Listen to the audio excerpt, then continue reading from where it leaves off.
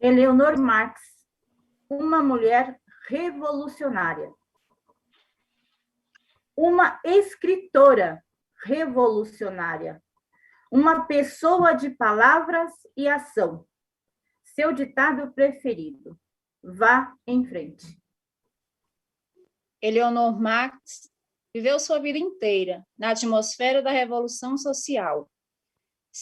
Seus primeiros anos foram dominados pela escrita de seu pai sobre o capital e pela falta de capital em sua família.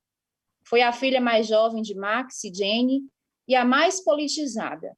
Aos 12 anos, já era defensora das causas célebres dos socialistas e radicais britânicos e do movimento feniano pela liberação nacional irlandesa. Ela adorava ir a todas as manifestações pró-nacionalismo irlandês da década de 1860. Durante sua adolescência, Eleanor esteve imersa na política da Associação Internacional dos Trabalhadores. E o que aprendeu ali foi que uma nação que escraviza a outra está forjando suas próprias correntes. Quando tinha 16 anos, a Comuna de Paris irrompeu no cenário político europeu.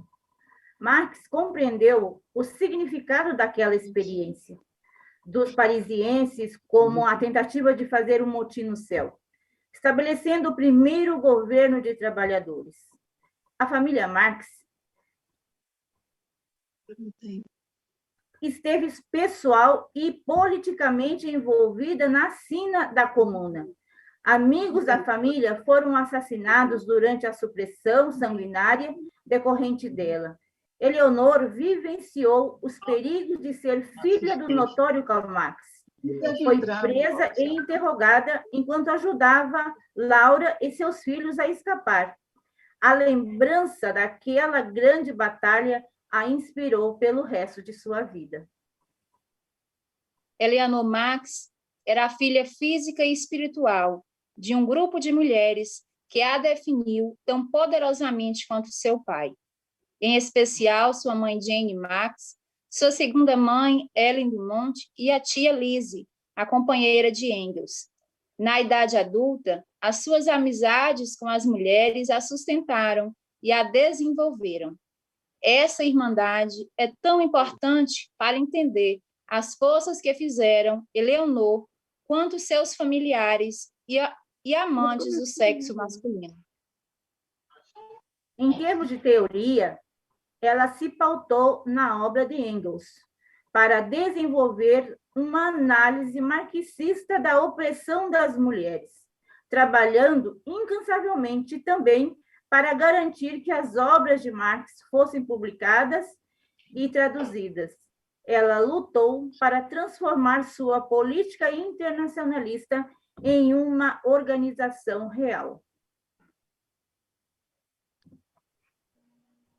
É curioso, mas acredito que muita gente não compreende o quanto a noção de felicidade é importante para os socialistas. Como ela está no coração mesmo do pensamento de Marx. É ela, afinal, o grande objetivo final de nossa luta, a felicidade. Não como simples busca do prazer individual, mas como autorrealização do ser humano. O direito que cada indivíduo tem de poder expressar e realizar suas capacidades, realizar-se colocando sua humanidade no que faz, seja um objetivo, uma lavoura, uma obra de arte. Que todos possam ser felizes, efetivando suas capacidades e fazendo parte de uma coletividade, de um grupo que os reconhece como seus. Muitas pessoas nem sempre associam o livre desenvolvimento de cada um como condição para o livre desenvolvimento de todos. A noção de felicidade do indivíduo. Não entende que esse livre desenvolvimento de cada um é justamente a condição para que possa ser feliz.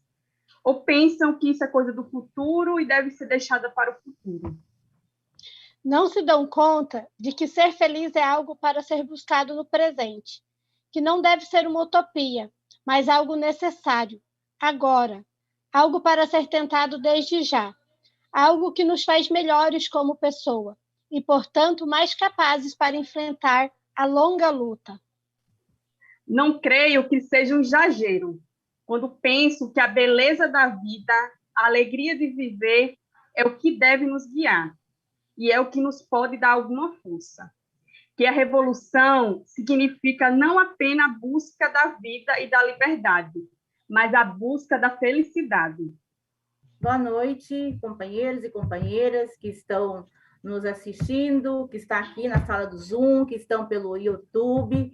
Sejam todos bem-vindos para mais essa atividade, né, que é o Clube da Literatura, que é esse espaço, né, onde nós vamos aí colocar aí em caminho o que é a nossa batalha das ideias, né, trazendo aí essa diversidade de literatura que vai fazendo a gente direcionar os nossos pensamentos, nas nossas ações, nos nossos conhecimentos aí. Então, e hoje nós vamos, como já mostrou a Mística, nós vamos aí conversar um pouco mais sobre essa mulher maravilhosa, né, que foi aí, que é, né, porque quem faz história sempre permanece vivo, né, que é Leonor Marx.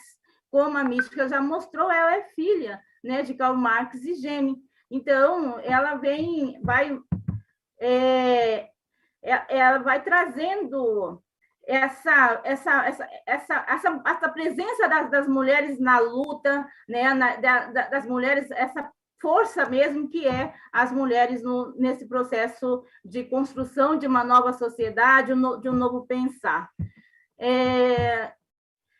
Então, Eleonora, ela nasceu em 1855, né? É filha de Gene e Karl Marx. Então, ela é uma mulher que ela foi reconhecida.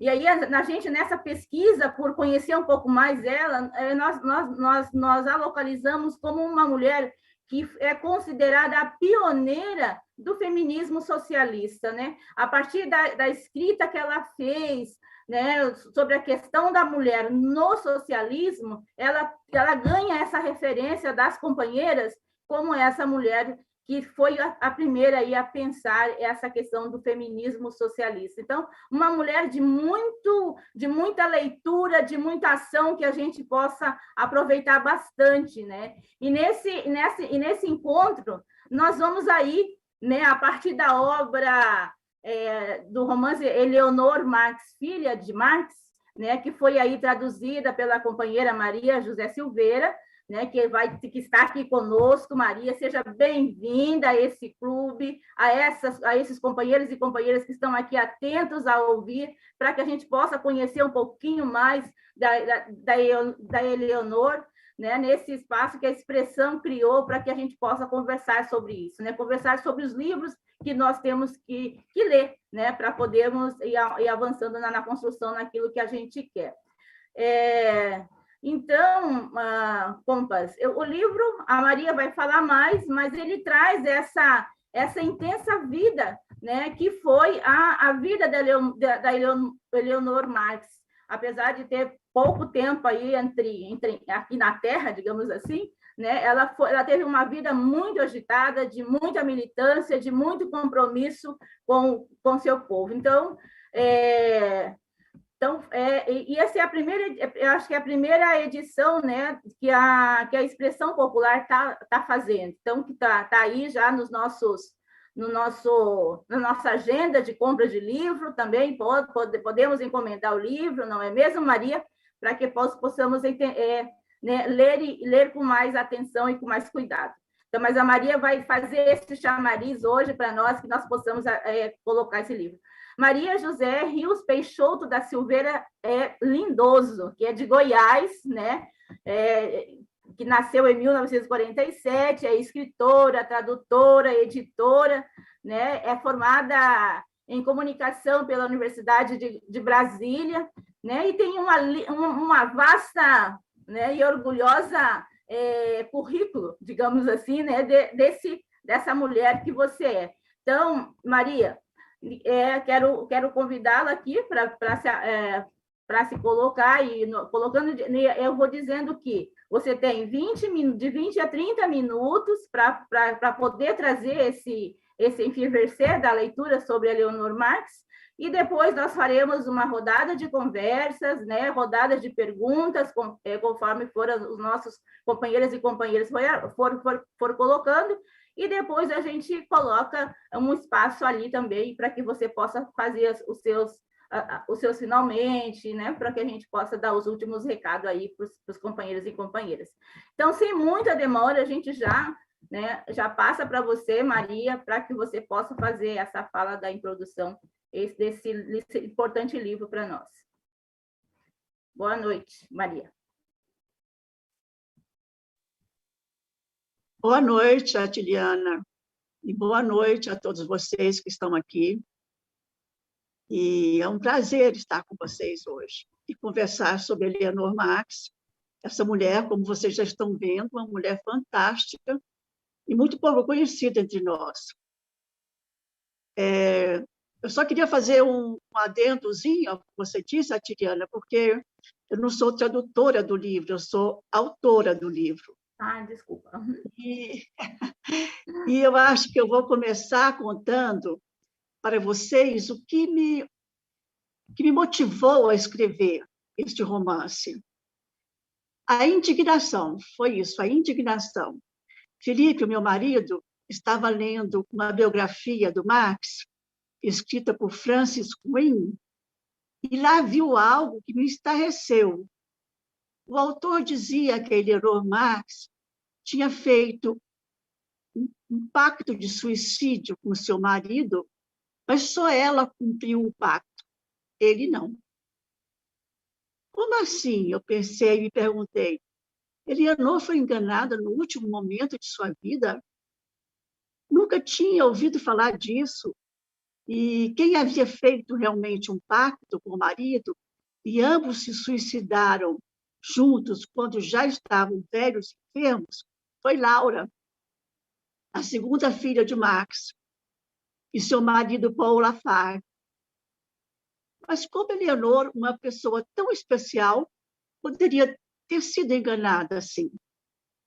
Inconformada com essa história, eu resolvi tirar isso a limpo e mergulhei em pesquisas sobre sua vida. Descobri que absolutamente não houve esse pacto. Descobri uma mulher formidável e assim comecei a escrever este livro. Eu estruturei o romance em 9 capítulos, cada um correspondendo aos últimos meses de sua vida e das lembranças que ela vai rememorando sobre sua infância, adolescência, juventude, vida adulta e o final. Tomei muita liberdade criativa, por isso o livro é um romance e não uma biografia. Mas o que significa essa liberdade criativa?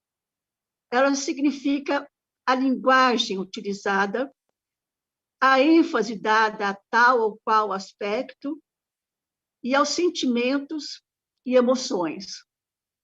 Sempre parto de fatos narrados em suas biografias. Não invento nada, mas a partir desses fatos, eu tento entrar mais subjetivamente em seus pensamentos e sua vida interior. Portanto, é um romance que trata necessariamente da vida familiar do Marx, Genie, sua esposa, e suas 3 filhas que sobreviveram. Genie e Marx tiveram 6 filhos, inclusive 2 homens, mas só as 3 filhas sobreviveram. Genie, Laura e Leonor, que foi a caçula e a xodó do pai. Um fato que todos sabemos é que Marx viveu constantemente exilado e em muita penúria, o que talvez ajude a explicar a morte de seus filhos, 2, inclusive, recém-nascidos. Com todas essas dificuldades, no entanto, o Marx foi um pai amoroso e brincalhão. Contava histórias para as filhas Lia livros para elas, Dom Quixote, As Mil e Uma Noites e Shakespeare. Muito Shakespeare. A família adorava Shakespeare. Marx colocava Eleanor nos ombros e saía brincando de cavalinho pelo jardim. Imagina a figura. Tanto ele quanto o Geni, eles faziam tudo para que as filhas pudessem evitar sentirem a extrema penúria em que viviam. E aqui entra Engels. Ele e Marx se conheceram muito jovens e, desde então, se dedicaram ao trabalho da causa operária. Engels era filho de um empresário rico e sempre ajudava os problemas financeiros de Marx.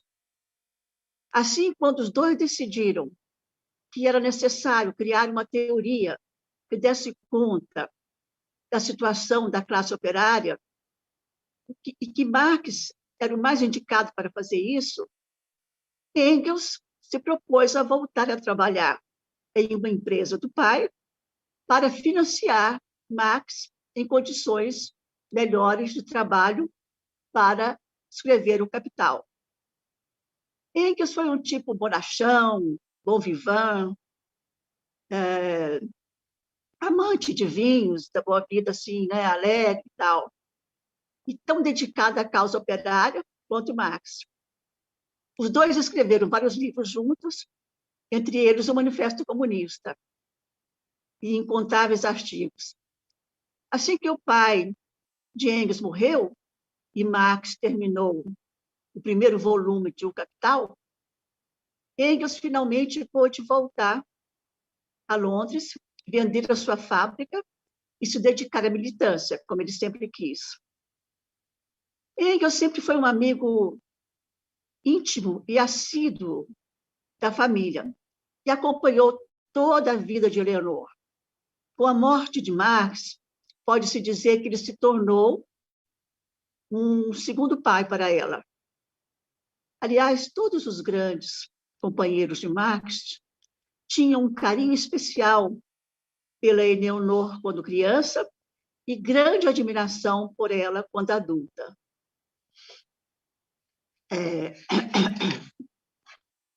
Mas, se podemos dizer que Eleanor teve uma infância feliz, cercada pela família e pelos companheiros do pai,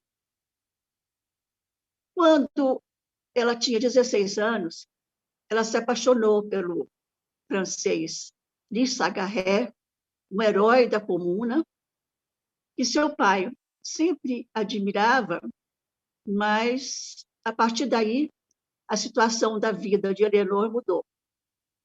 Marx proibiu terminantemente este namoro. É curioso isso, mas foi o que aconteceu. Duas razões o motivaram a isso. A primeira era que Louis Sagarret tinha o dobro da idade de Eleanor e era, como participante da Comuna, já condenado e exilado. Marx tinha horror a que sua filha passasse pelos sofrimentos que ele fez com que Geni passasse por suas posições políticas.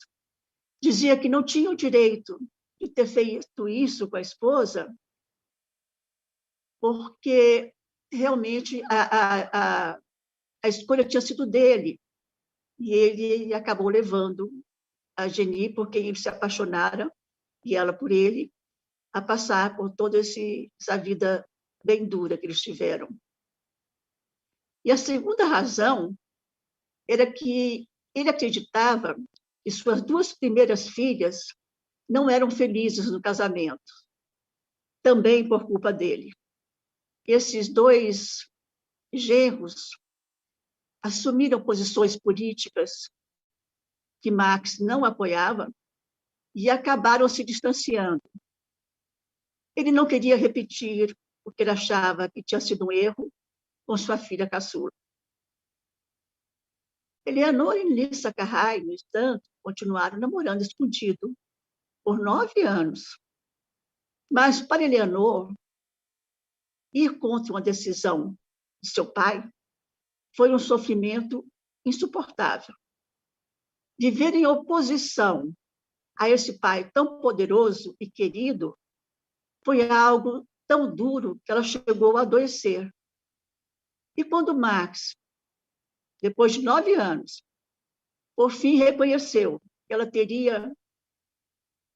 que ele teria que admitir esse casamento, os comunardos já tinham sido anistiados. E Lassagarray deu seu ultimato a Eleanor. Era preciso decidir viverem juntos, mas não em Londres, em Paris. E também o que aconteceu foi que demasiado tempo já havia se passado. E Eleanor, então, decidiu ficar em Londres com o pai e a família. Também porque sua vida social, nesses 9 anos que se passaram, ela começou a ter um círculo de amigos que fazia parte de um teatro amador, junto com pessoas importantes da vida cultural londrina, como Bernard Shaw, por exemplo. Era um grupo muito animado e, às vezes, ela levava os amigos para ensaiar na sua casa. E Marx era o que mais se divertia com essa turma. Todos eram socialistas e faziam apresentações teatrais para angariar fundos para as greves. Eleanor começou a circular com esses amigos e gostava dessa vida. Mas aí aconteceu Edward Aveling, que entrou para seu grupo de teatro. Aveling não era um bom sujeito. Os amigos de Eleanor o detestaram desde o começo. Diziam que ele era um oportunista, egocêntrico, mulherengo, vivia pedindo dinheiro emprestado para seus amigos sem pagar.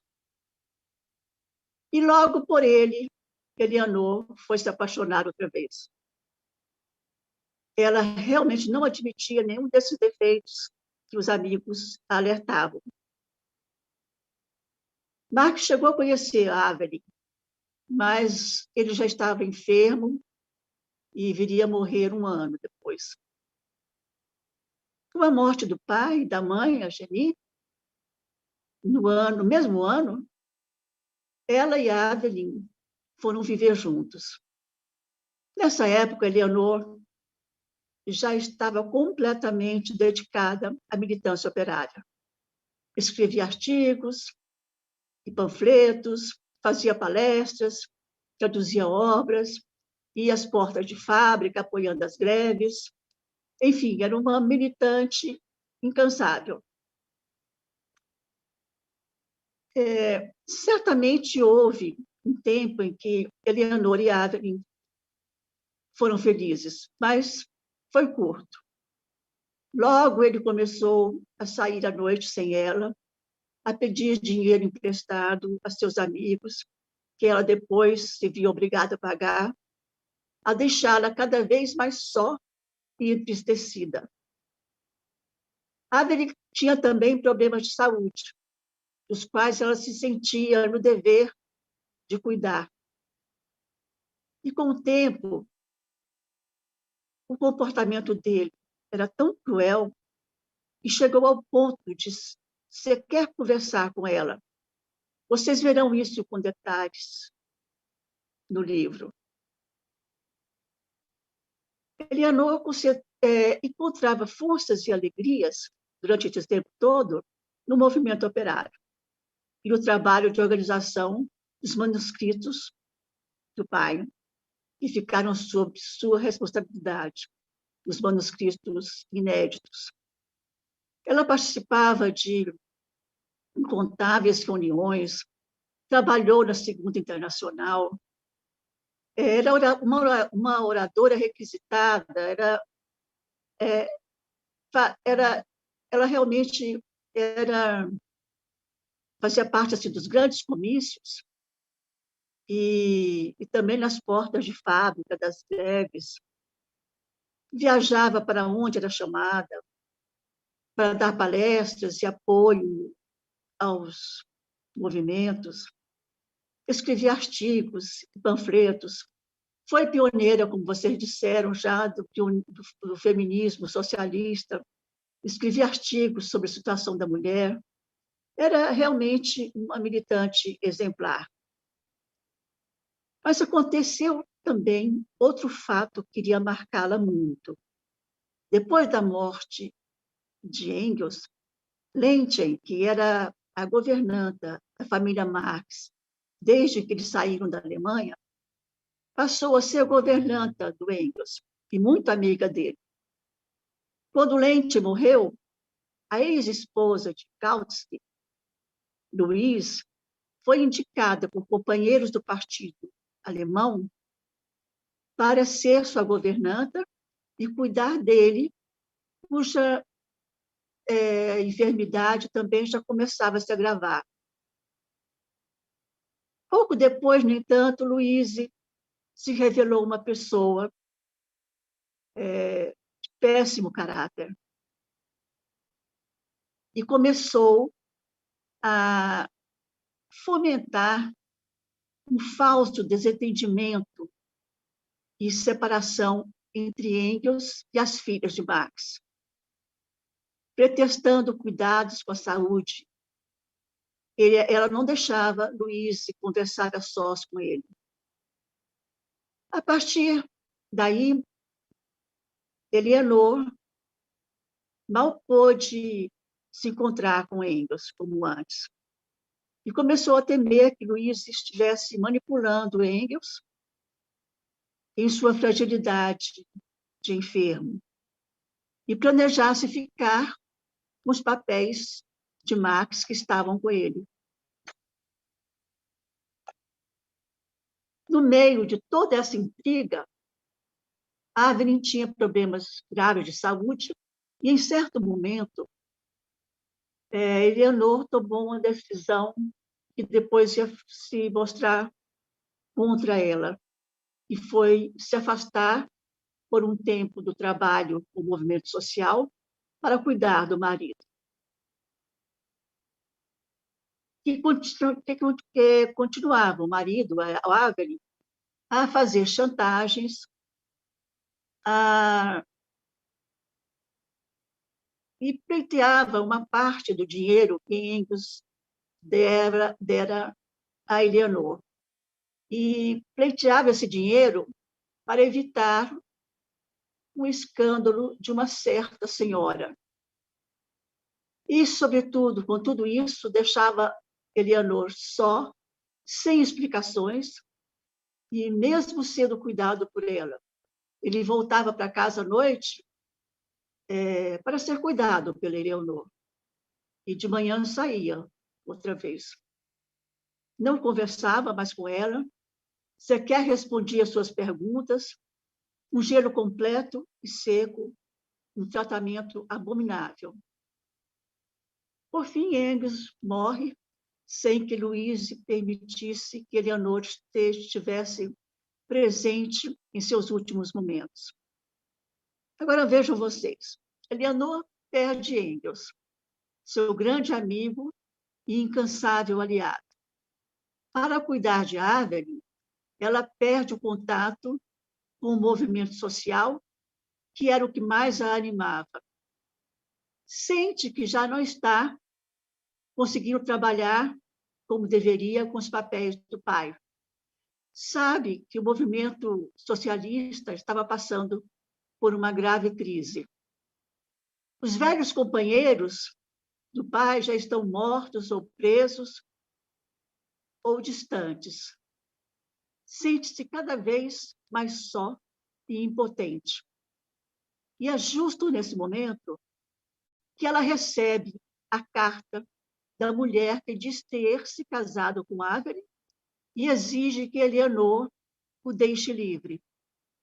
Casado, Avelin sempre lhe disse que ele não podia se casar com ela porque sua primeira esposa não lhe dava o divórcio. Eleanor pede a Aveline que explique o que está acontecendo, o que significa aquela carta. E ele, então, responde fria e secamente que sim, ele tinha se casado com essa jovem atriz. Desde junho, isso já se passou em março, quando ele saiu de casa uma noite, quer dizer, saiu de casa uma manhã, casou-se e voltou para casa à noite.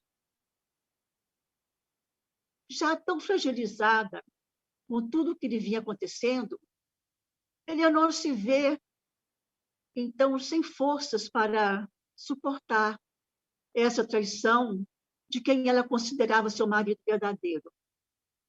Passa a noite acordada, espera que ele saia de casa na manhã seguinte e toma o cianureto que lhe trará a paz. Tinha só 43 anos de idade.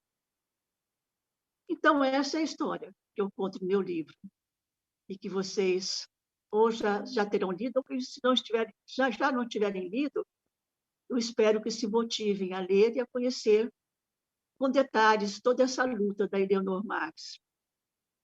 Ela merece ser conhecida e merece realmente que a gente a tenha como uma mulher formidável, como ela foi. Então é isso, agora vamos conversar um pouco, que é o que eu mais quero conversar com vocês.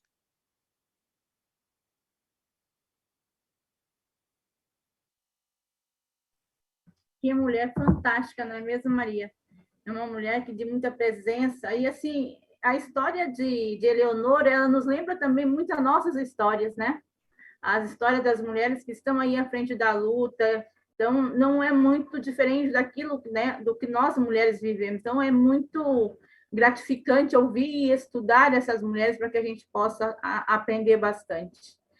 Então, agora a gente abre o espaço para perguntas, para comentários. Camaradas podem se inscrever aqui no chat, mas também o Miguel ali está acompanhando no YouTube. Se tiver alguns comentários, Miguel também pode fazer por aí.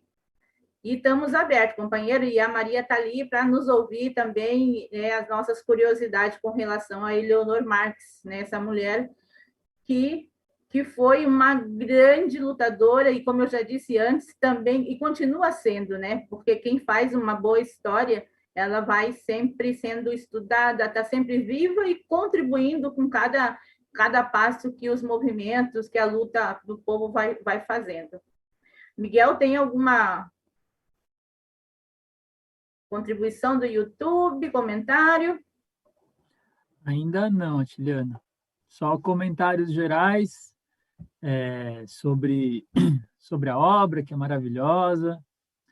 Agora entrou um comentário ali falando que triste desfecho para uma mulher tão potente. Falando da Eleanor, né? Penso que a escolha dela por esse fim não se dá somente pela traição, mas pelo fim do casamento, as mortes das pessoas próximas e as mudanças na luta. É o comentário da Renata, ali no YouTube.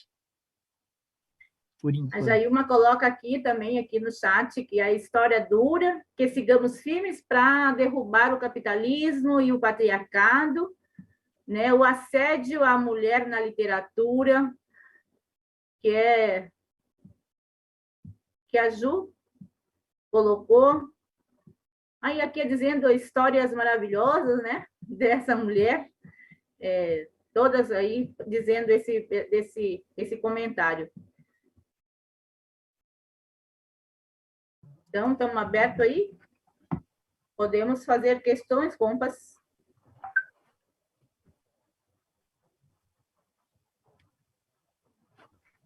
Posso fazer uma questão, Tiliana? Pois não, Miguel. Uma das coisas que eu achei muito interessante no livro, na construção do livro, Maria José, foi essa estrutura que você criou sem dar spoiler para quem ainda não leu, né? Mas a estrutura das cartas que você criou. Eu achei isso uma coisa muito interessante, né? Porque você utiliza as cartas mesmo, a correspondência da Eleanor, né, como documentação, mas você também criou cartas, né, a partir das pesquisas que você fez. Então, pensando nessa nossa ideia de discutir literatura, né, essa coisa da criação literária, etc., eu achei uma saída bem interessante isso, de criando cartas, como, né, da Eleanor se correspondendo com alguém, também expressando um pouco do sentimento, né, expressando os sentimentos dela, enfim, tudo que ela pensava. Eu acho que se você pudesse comentar um pouquinho dessa sua opção de escolher as cartas para pensar, né, para complementar as lacunas da história, eu acho que seria uma coisa legal. Era isso, Atiliano. Leonor, também aqui, acho que acompanhando aí, a gente faz mais umas duas, talvez, aí, para você voltar. Aqui a Thelma Regina, né, ela pergunta qual foi o ápice da produção intelectual da Eleonor. Parece que a militância e a luta política não combinam muito com a opressão do casamento. No lar, a reprodução das relações de poder. Então, deixa eu ver se tem mais alguma aqui para baixo.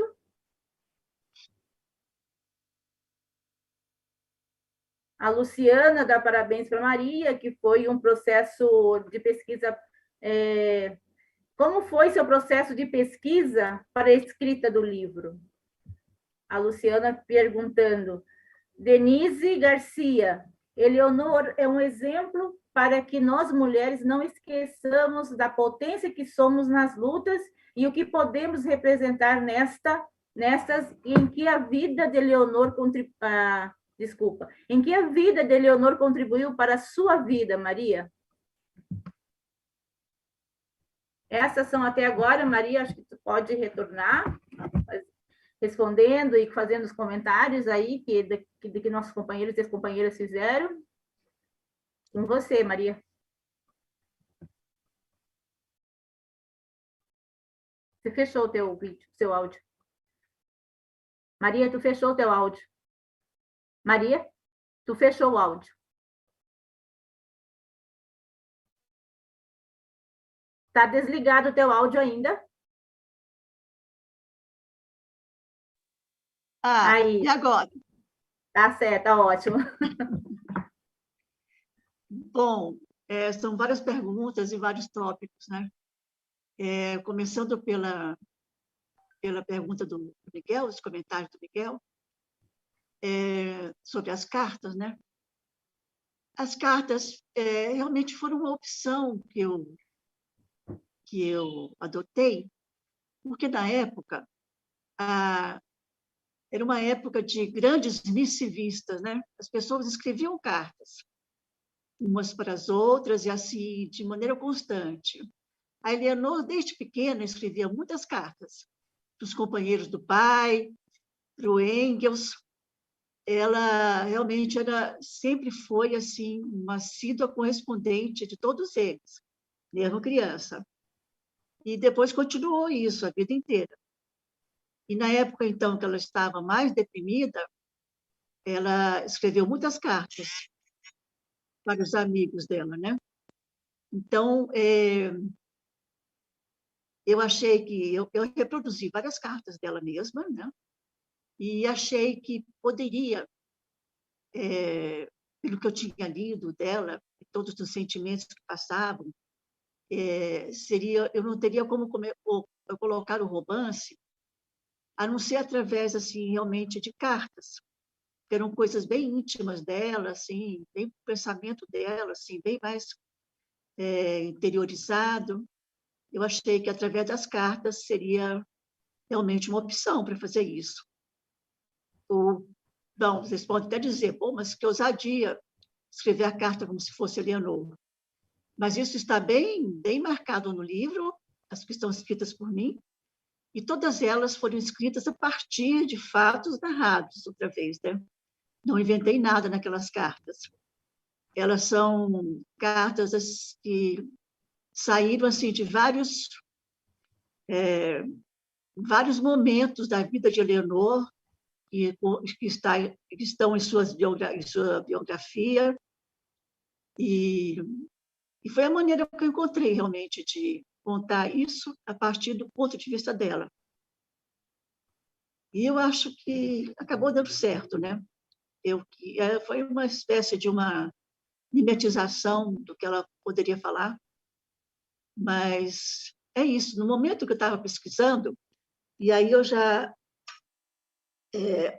respondo também a pergunta do meu processo de pesquisa para escrever o livro.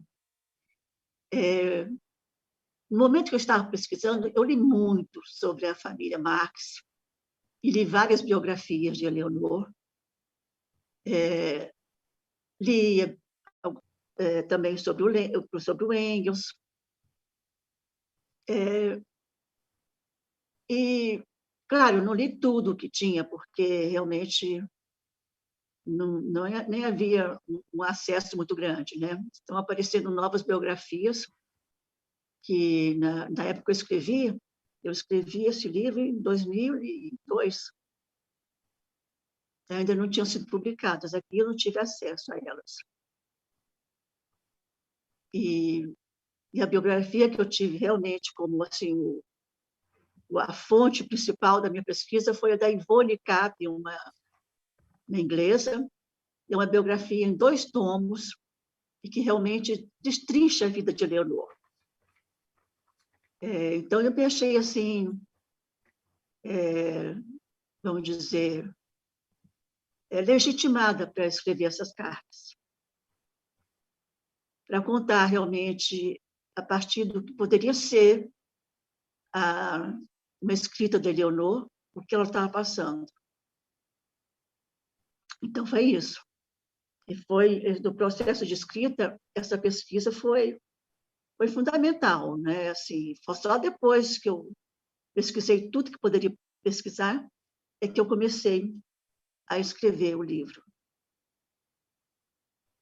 Agora, sobre o ápice da produção intelectual de Eleanor, eu acho que é difícil a gente colocar assim, numa pessoa que viveu 43 anos, qual foi o ápice da vida dela. À medida que ela estava vinculada à prática do marxismo, ela realmente produziu muita coisa. E o mais interessante, inclusive, mais curioso, ou então mais triste, não sei, é que ela trabalhava bem com o Agni. Isso ela sempre disse, que apesar de tudo que ele fazia para magoá-la e tudo isso, na hora de trabalhar, os dois trabalhavam muito bem. E ela teve realmente uma produção assim com ele também bem volumosa. E eu acho que esse ápice, então, foi toda essa parte adulta da vida dela. Não há assim, um momento que a gente possa dizer que foi um momento assim, mais assim, que se destacasse, né? Ela sempre teve o mesmo comportamento aí. E uma coisa que eu não falei antes foi a questão da Irlanda. A questão da Irlanda, naquele momento, era assim, fundamental também para o panorama inglês da classe operária e da luta de classe, a libertação da Irlanda. E a Eleanor foi uma ardorosa defensora do movimento irlandês. Isso é bom falar mesmo, assim, mencionar, porque é a grande questão do internacionalismo proletário, né? O internacionalismo socialista. Ela se achava ali perto da Irlanda, né? E a Irlanda era realmente um problema deles, dos ingleses também.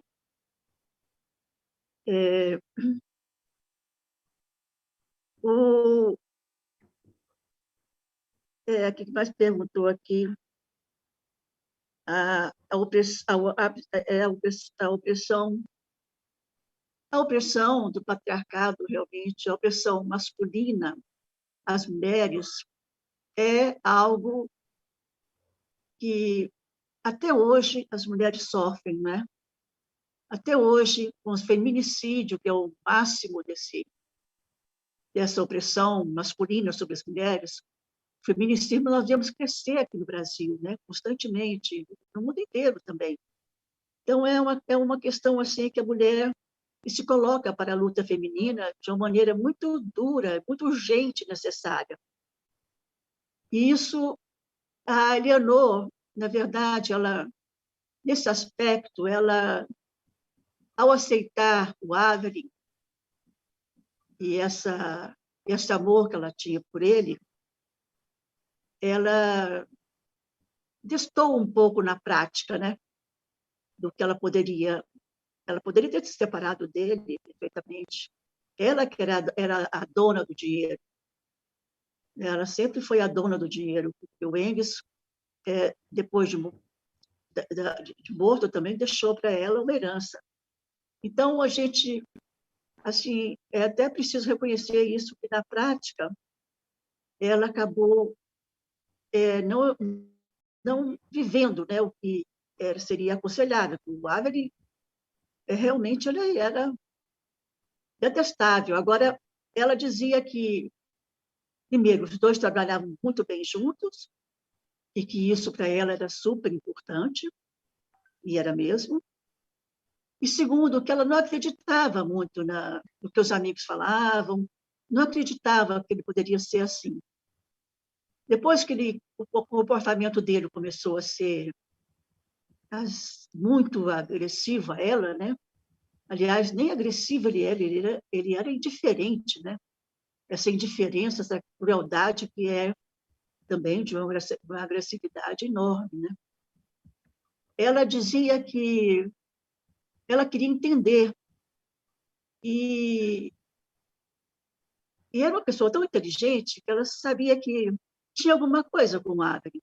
Então, ela dizia que ele tinha uma doença mental e que, assim como a gente tem que aceitar a doença física, a doença mental também devia ser tratada, devia ser aceita, acolhida e tratada.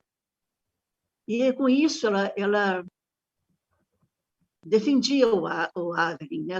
Tudo que ele fazia, ela achava que era consequência dessa enfermidade moral que ele tinha. E ela tinha razão, né? Realmente é uma enfermidade moral. Um canalha dessa ordem é um cara realmente que merece ser tratado, né? E naquela época não havia tratamento ainda para casos desses. E ela, então, ela o perdoava por isso. Ela o perdoava. A carta que ele escreveu, a última carta, foi para o Avery, foi para dizer que o amava. E ela deixou parte da herança do Engels para ele. Quer dizer, é todo um problema aí também. Eleanor, acho que tem uma coisa assim, ela é muito fragilizada, ela estava muito fragilizada. Por isso que eu falei que não foi só a morte dela, realmente, a morte não foi só o marido, o tratamento do marido, o comportamento do marido, que a levou à morte. Foi todo o contexto da época, todo aquele momento em que ela tinha perdido o Engels de uma maneira assim, de uma intriga horrorosa. Ela se sentiu assim totalmente sem chão naquele momento. O movimento socialista estava vivendo uma crise complicada. Ela perde o contato com o movimento social, e isso foi realmente o que eu acho, no meu entender, o que a fragilizou assim, porque ela deixa o movimento social para cuidar do marido, achando que aquilo era uma coisa grave, que ele ia morrer e que ela realmente tinha o dever de cuidar dele. E que não dava para ela cuidar dele e participar do movimento que ela participava. Então, isso foi, eu acho, também um grande erro que ela fez, porque era de onde ela tirava força, era do movimento social. E a outra coisa também ela sentia que já não estava dando conta de trabalhar os papéis do Marx. Claro, nessa confusão toda que ela estava vivendo, né, esse tratamento horrível do Avelin a ela, a cabeça dela estava realmente muito, vamos dizer assim, muito sofrida, né? Ela estava imensamente sofrida. Então, como é que ia trabalhar com os manuscritos do pai? Também ela abandonou um pouco isso. Foi outro erro, porque isso era a responsabilidade dela, e ela se sentia, isso também dava força para ela, alimentava ela, mas ela começou a se sentir incapaz disso. Ela começou a se sentir, além de muita solidão, uma pessoa impotente.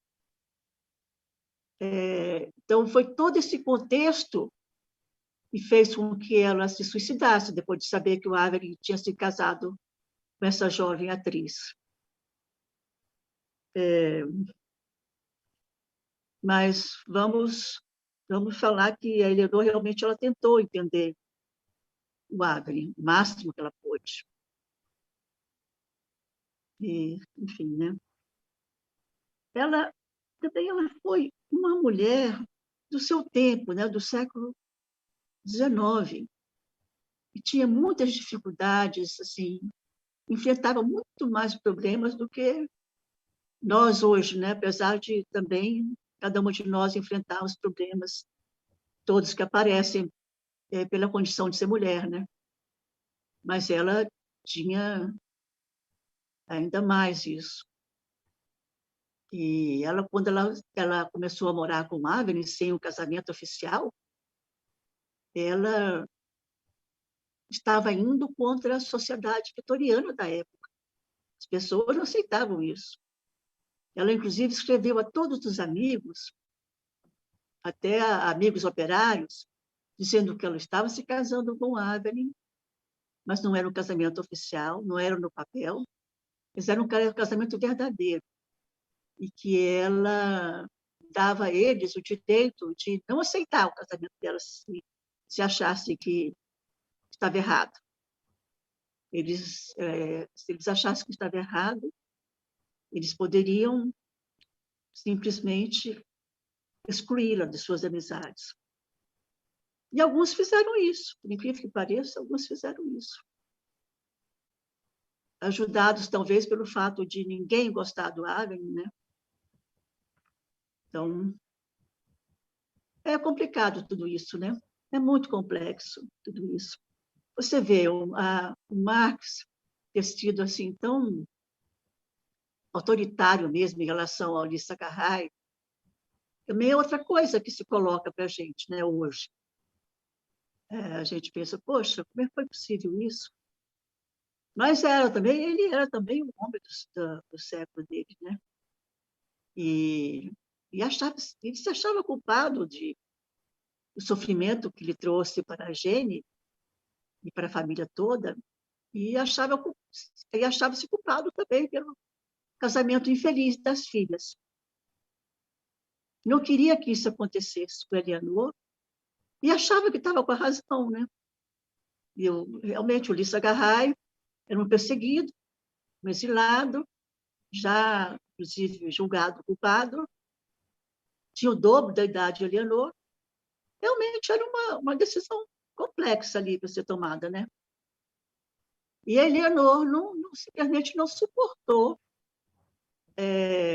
viver essa oposição do pai. Ela escolheu o pai. Frente ao Lisa Carraj, entre Lisa Carraj e o pai, ela escolheu o pai. E acho que até, enfim, sei lá, nessas coisas são muito complexas mesmo para a gente querer julgar alguma coisa nesse sentido, né? Enfim, teve isso. Ela queria muito ter filhos, mas não teve, né? O Avelin não quis ter filhos. E ela, então, se julgava assim, ficava assim, muito feliz quando estava com os sobrinhos. Começou, inclusive, a julgá-los como se fosse filho dela, né? Quase. tratava-os como filhos. Só que também não deu muito certo, porque a Jane Stein, que tinha os filhos, quando ela morreu, o marido dela também fez de tudo para afastar os meninos da Eleanor. É um outro sofrimento que ela teve. Quer dizer, é difícil julgar tudo isso, né? E realmente a alegria dela estava no movimento social, entre os operários, que ela se sentia útil, se sentia realizada, era aí. E acho que isso é um exemplo realmente para todas nós. E também me perguntam, né, o que é a Eleanor, a vida de Eleanor, como influenciou a minha vida. Eu acho que ela me deu essa clareza de que o movimento social realmente é uma grande fonte de alegrias e felicidade para uma pessoa, para um militante. Eu acho que, inclusive, isso é que explica por que tantas pessoas se dedicam a vida ao movimento operário, ao movimento socialista, porque é uma autorrealização que as pessoas sentem na luta, né? A luta política, ela é uma autorrealização, é você saber que está do lado certo, e isso realmente é reconfortante. E foi uma confirmação dessa minha certeza. Acho que é isso. É isso, né, Ana Maria? Também uma mulher que desde jovem ela vivencia tudo isso, né, da luta, né, dos pais sendo perseguidos, né, dos tios ali em volta, né? Então, e de repente ela ter que se colocar para dentro foi um período bem difícil para ela, né? E aí ela se volta aí nas cartas que você fala. Então, acho que aqui, Maria, tem mais 2 perguntas, o Miguel também pode fazer aí do YouTube. Aqui a companheira Cláudia Acampos, ela diz, a obra procura entrar no mundo psicológico de Eleonor, e como isso a encaminhou para seu fim trágico? Parece-me que a chave escolhida foi a necessidade de amor. Estou em erro? O que a levou a escolher uma determinada chave para a construção psicológica? Aí a Thelma também tem outro aqui. Que tipo de repressões ela sofreu por parte do governo britânico por seu envolvimento com o movimento feniano? Isso teria sido mais duro para ela do que para o movimento socialista em geral? Aí ela diz assim, eu também teria seguido Marx. Só mais aqui, tem mais? Muito bom, acho muito bom. Maria José, parabéns. Miguel, tem aí Eu acho que ainda cabe mais, após essas perguntas, companheiros e companheiras, né, aí que estão aí, cabe mais uma rodada. Nós temos aí o teto de 19h30, e após essa daqui cabe mais uma rodada ainda de comentários, né, perguntas. Miguel? Bom, aqui no YouTube nós temos 2 perguntas. A Eli Ribeiro pergunta assim, pede para expor sobre o envolvimento das lutas sociais revolucionárias da Eleanor e sobre a doação dela do profundo amor verdadeiro e por não ser correspondida. O que leva, de fato, deixar de existir? Essa é a pergunta, né? E a Luíse faz uma outra questão. Ela pergunta, é possível dizer que a relevância da Eleanor na crítica ao capital tem mais a ver com o itinerário, com a trajetória prática do que ideias ou uma possível teoria desenvolvida? Então, tem mais a ver com a prática do que com a teoria, né? A pergunta da Luísa. E aí a Luísa ainda comenta depois que esse romance biográfico mudou demais minha interpretação sobre o marxismo, bacana da expressão popular ter republicado, e a Renata também comenta que ela tinha achado o livro no sebo e se emprestou para várias pessoas, tomando cuidado para não perder. Então, foram esses comentários que estavam lá, Tiliana e Maria José. Por último aqui, Maria, a Carolina, ela diz, parabéns, adorei conhecer a Eleonora e sua história. Essa história é atemporal. Então, acho que tu pode aí fazer os comentários com relação às perguntas, e a gente vai coordenando daqui, eu e Miguel, aí pelo chat, pelo YouTube. E aí também, agradecendo aí muito aos companheiros e as companheiras, né, os amigos e amigas que estão aí no YouTube, né, estão fazendo aí as perguntas, participando.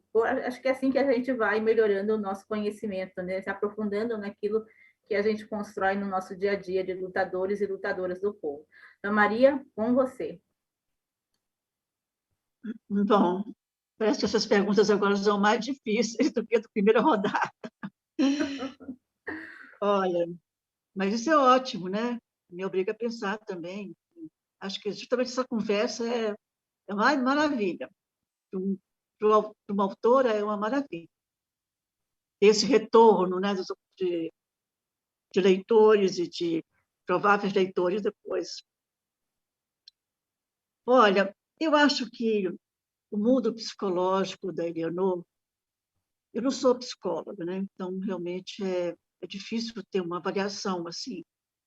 Mas eu acho que o amor sempre fez parte da vida dela, realmente. Ela foi uma criança muito amada pela família, pelo pai, por aqueles companheiros todos que a casa do Marx era sempre cheia, era uma casa pequena, mas sempre cheia dos velhos marxistas depois, né? Dos marxistas do momento, dos socialistas, dos sindicalistas. Era uma casa assim com muito movimento, e a Eleonor sempre era realmente uma pessoa muito especial e muito amada por todos eles. E o pai, então, que adorava a Eleonor, né? Ele dizia que a Jane, a primeira filha, era a mais parecida com ele, mas que a Eleonor era ele. Ele realmente fazia essa... Imagina, Eleonor sou eu, ele dizia. Então, ele tinha realmente uma ligação com ela muito grande. E essa necessidade de amor, pelo pouco que eu entendo da questão mais psicológica, eu acho que sempre dominou a vida dela. Ela sempre teve essa necessidade de amor. E apesar de ter sofrido muito com o primeiro amor que ela teve, né, o Lisa Garray, ela nunca deixou de querer ser amada e amar, né? Então, quando a Avenue apareceu, ela acho que considerou que aquilo era o grande amor também da vida dela, que ele poderia ser, né? E isso a levou, provavelmente, também, foi algo muito importante para o suicídio dela, né? Quando ela viu o que tinha acontecido, né? E também o interessante, assim, dessa capacidade de amor de Eleonor, era a capacidade de perdão. Então, como ela achava que era uma doença do Avelin, essa questão moral, ela perdoava. Ela achava que realmente merecia perdão, porque não era uma coisa que ele quisesse fazer, era uma doença que ele tinha. E perdoava, e continuava amando. Como foi a última carta dela, foi isso. Só que eu acho que ela não aguentou mais esse tipo de amor, né? E fragilizada como ela estava, né? Não foi um momento de força dela, foi um momento realmente de muito cansaço com o que estava acontecendo com o Avelin, que ela tinha que cuidar da saúde dele, um momento de muito cansaço, e o momento, como eu falei já para vocês, de toda aquela circunstância dela, né? Todo aquele contexto.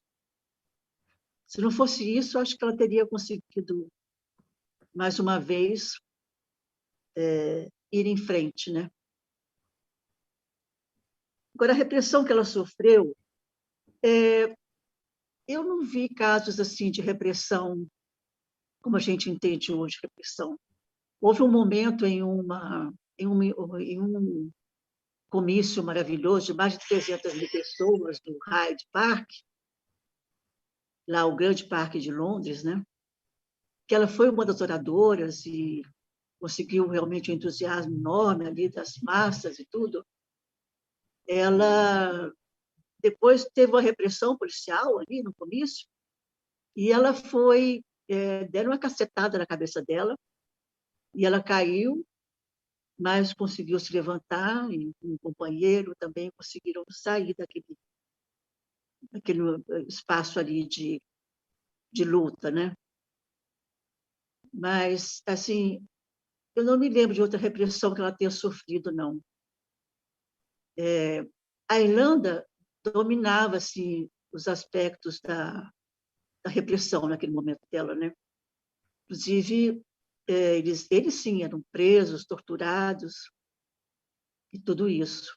E ela sempre estava ali na porta das cadeias também, defendendo os irlandeses. Mas, assim, uma repressão que ela tenha sofrido, uma perseguição, não era o momento, ela não viveu esse momento assim. Pelo menos não aparece. Acho que não, era um momento que a sociedade inglesa estava muito preocupada com a Irlanda. E com os operários, sim, né? Os operários sofriam repressão bastante, as greves, os portuários, tudo isso, né? Mas ela, acho que não passou assim nada por ela, não. Também não tenho certeza disso, não, hein? Eu, na verdade, eu escrevi esse romance sobre a Leonor, mas tem muita coisa da vida dela que eu não tive acesso também, né? Assim, certos detalhes, assim. Mas eu acho que não teria aparecido uma biografia, né? E não apareceu.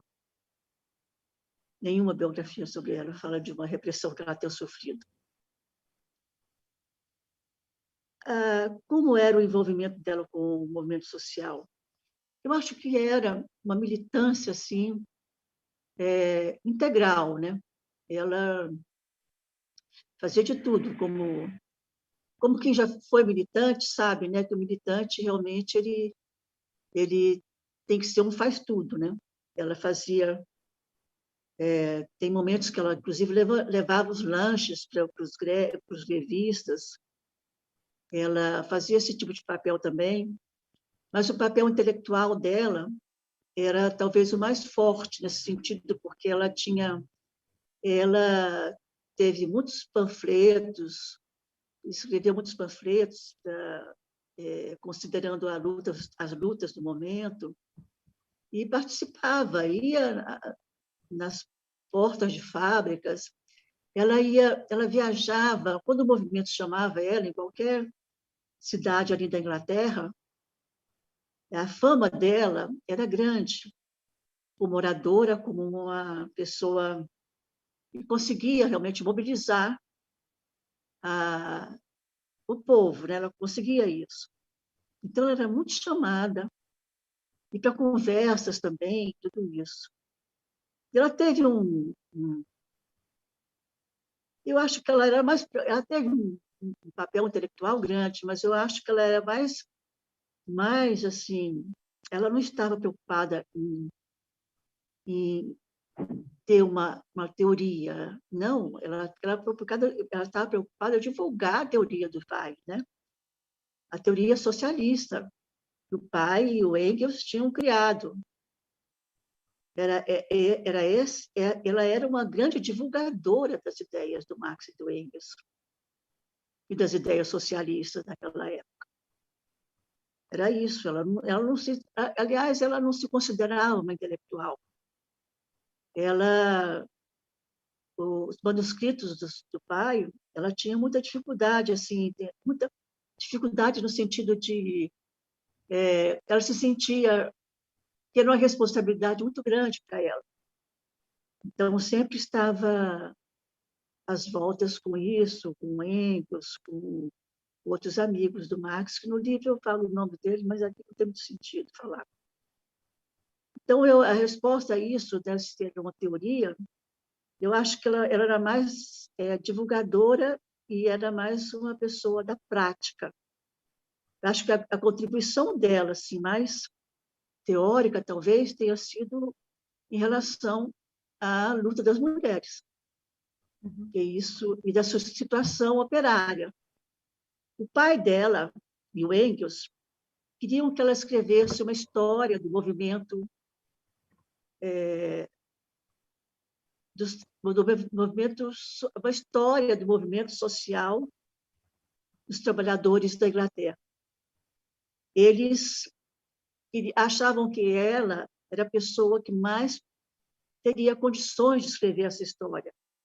Isso Marx insistiu com ela, o Engels depois insistiu, mas ela ia deixando, né? Ia passando. Acho que mais tarde ela talvez tomasse com mais confiança, ela talvez fizesse essa grande história do movimento social inglês. Mas ela não fez. Enfim, o que mais? Acho que da teoria, né? Eu já falei mais ou menos que ela era mais divulgadora. E o romance, que a vida dela é atemporal.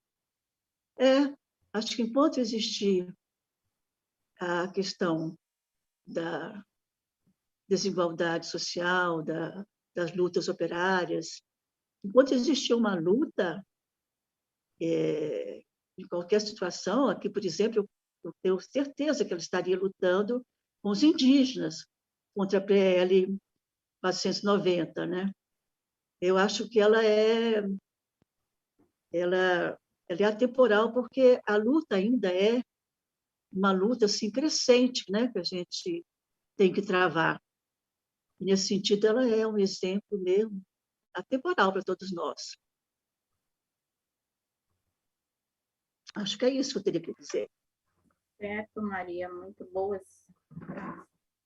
Né, a gente aprofundando um pouquinho aí, conhecendo mais, instigando a gente poder, que é importante a gente tem tantas poucas mulheres sendo colocadas, né, no processo histórico da luta. A gente for buscar, mesmo na atualidade, a gente não tem muitas mulheres aí, a gente vai buscando e vai colocando as mulheres em movimento também, quando a gente traz as mulheres que fizeram a história, que continuam fazendo história, né, na luta da classe trabalhadora, na luta por uma sociedade de iguais, né, onde acho que a gente vai construindo esse processo. Então, acho que a gente também já vai aí indo para os finalmente, né, Miguel? Nós já estamos aí às 19h21, vou ler aqui o que tem aqui no chat, e aí Miguel lê aí também se tiver pelo YouTube, e aí tu pode fazer um comentário e também já aí a gente já vai terminando, né, uma fala finalmente finais sua, né, para poder a gente finalizar esse espaço que foi muito bonito, de muita força, como já diz a companheira aqui, uma história forte, né, de muita coragem. É essa a história das mulheres, né? Então, acho que é muito importante trazer as mulheres para esse espaço, um espaço importante que a expressão tem, né? Que é esse espaço da literatura, né? De poder trazer pensamentos, né? Que a gente vá conhecendo. Então, aqui a Thelma Regina, ela está participando bastante. Obrigada, Thelma. Você está muito participativa aqui. Parabéns aqui para todas nós que estamos aqui. Na cronologia dos fatos, Eleonor perde o pai aos 27 anos e Engels aos 40. Morre 3 anos depois. E a emancipação da Irlanda ocorre somente após 21 anos da morte dela. E quanto ao material médico... E quanto ao material inédito de Marx que Engels guardava. Ficou realmente aos cuidados de Louise Kautsky. Obrigada, Maria, pela obra que nos ajudou a vislumbrar parte do caminho da luta socialista. Obrigada pela explanação e respostas maravilhosas. O livro é uma fonte de conhecimento muito importante. Obrigado por socializar a valiosa pesquisa que você fez. Maria, amor e política sempre necessários. Miguel, tem aí para a gente já ir também os últimos comentários. Só tem um comentário aqui a mais que apareceu, que é da Eurídice, dizendo que ela gostou muito do romance, parabenizando, e dizendo que como é triste ver como Eleanor foi vítima de um homem narcisista. Né? Esse foi o comentário que ela fez, e depois o João Luiz também parabenizando a Maria José pelo livro. É isso. Maria, eu queria só trazer aqui uma frase que eu gostei muito, que nessa pesquisa que a gente fez aí, né, para poder aprofundar um pouquinho, uma frase que é lá do tempo dela, mas que a gente traz aqui para o nosso tempo, né, que a gente tem persistido bastante em dizer que a luta das mulheres ela não é uma luta separada da classe, ela faz parte da classe. Então, ela tem a frase que nós estudando aí, né, essa frase importante dela. Os direitos das mulheres e do proletariado são parte da mesma luta. Então, essa mensagem que ela vem colocando, né, e você traz no romance também esse perfil dela, de uma mulher aguerrida e que vem mesmo buscando as transformações que ela mesma sofreu ali, né, da opressão, do machismo com relação ao companheiro, mas, né, então... esse afastamento das companheiras nesse processo de quando ela vai resolve, né, assume uma postura de cuidar do companheiro. Então, é difícil essa, né, mas que a gente vai insistindo de que essa luta das mulheres também é uma luta da classe trabalhadora, né? Então, esse comentário só, e aí passando para ti, para fazer os últimos comentários, e aí deixar o seu recadinho para nós aí, do Clube da Literatura da Expressão Popular. Eu fico muito agradecida a vocês, realmente achei o papo ótimo, foi um prazer estar aqui. Deixa eu responder a pergunta feita sobre onde estão os papéis do Marx e Engels. Eles, felizmente, estão reunidos hoje no arquivo do Partido Social Democrata da Alemanha, e eles estão sendo publicados.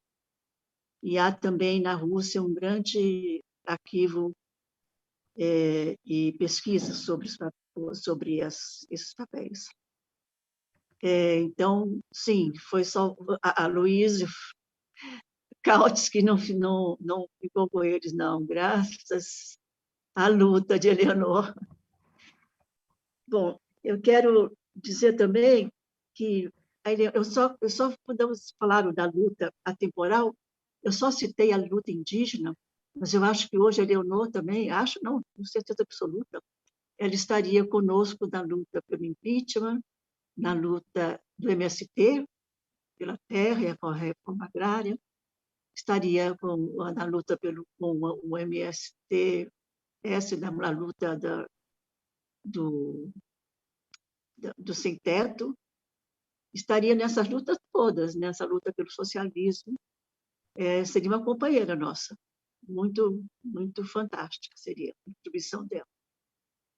Mas, então, eu quero deixar para vocês o meu agradecimento e dizer que eu fiquei bem feliz de participar disso aqui, dessa conversa nossa. Tá? Acho que é isso que eu tenho a dizer. Muito obrigada, estou até confundindo já. Muito obrigada, Maria, pela exposição, né, por trazer esse pedaço, né, dessa vida, de um pedaço da vida, né, interrompida tão cedo, mas com muita intensidade ela viveu, né, produzindo, lutando, né, na vida da Eleanor Marx. Né, que assim, muito além do que a filha do Karl Marx, é uma mulher lutadora, uma mulher, né, que se colocou em busca de uma transformação, né, da sociedade em que ela estava vivendo. Assim, companheiros e companheiras que estão aí nos assistindo no YouTube, que estão aqui na sala de Zoom, a gente já deixa aqui, não é, Miguel, marcado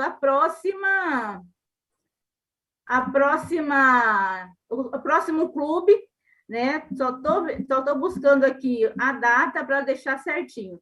Então, o próximo clube será no dia 27 de julho, e o livro será Pequenos Contos, né?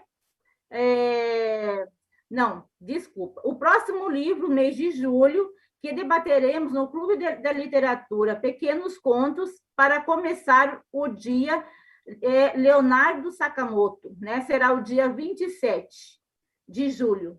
Então, esse é o nosso próximo encontro da literatura, desse clube maravilhoso da literatura da expressão popular. Então, que sigamos aí, né, buscando conhecimento, buscando a leitura, para que a gente possa ir melhorando. Eu quero terminar aqui. Se Miguel tem algum recadinho? Não?